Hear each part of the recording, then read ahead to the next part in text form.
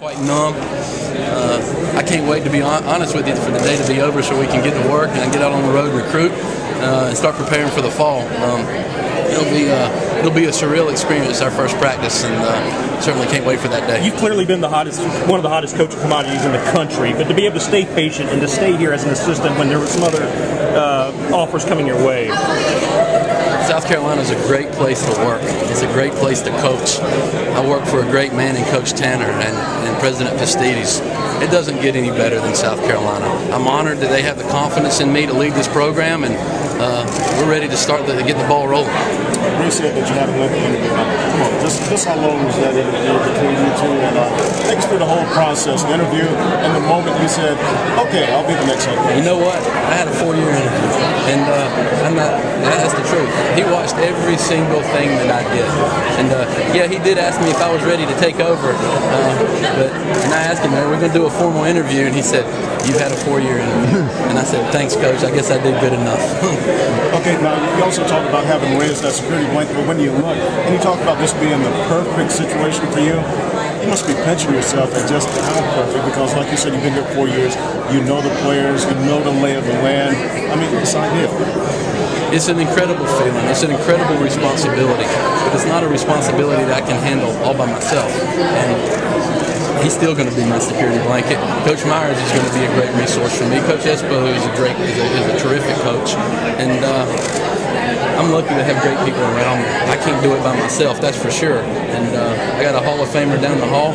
That's certainly very comforting. And I got the best pitching coach and what I think is the best staff in the country. So I'm an awful lucky head coach. So how does it feel to be Ray Tanner's first hire for him at being athletics director? I told him last night. He likes to bust my chops from time to time, and he said, "Hey, you're my first hire. Don't screw this one up."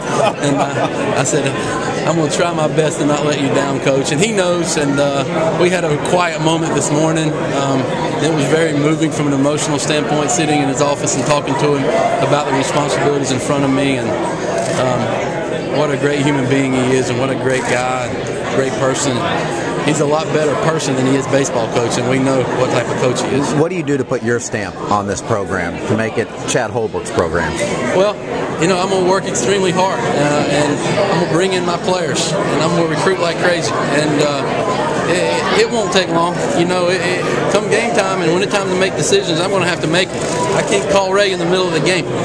Neither can Jerry, and neither can Coach Esposito. We're just going to do the best that we can. And I think over time, there'll be some tweaks along the way. You know, there's some subtle differences that will happen from time to time that our fans will probably see and our players will probably see, because we're not the same person. But it's going to be tough to deviate too much from that blueprint that he's shown me. And but when it comes time to manage a game, there'll be some differences here and there. Baseball is a very difficult game to coach. It's a very difficult game to play.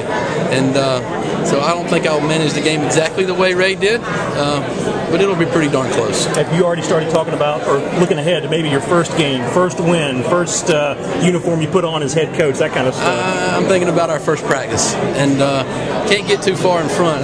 I actually did take a minute yesterday and look at our schedule. And when you see the road trips that we have to make this year and the opponents that we have to play, it can get a little bit little discouraging, to be quite honest with you. But we just take it a day at a time. We're going to try to win our next practice, and then when we get into practice and we get through practice and we start preparing for the spring, we'll start thinking about the season then. But I'm just ready to get on the field and practice with our current team. What has been the reaction from the current players? You know, it's funny. We got several of our players in town that are coaching and are working our camp. And I walked in the locker room the other day, and they gave me a standing ovation. And I about had to walk out because I got quite emotional. But that was all I needed to see. I think they're excited. I'm excited.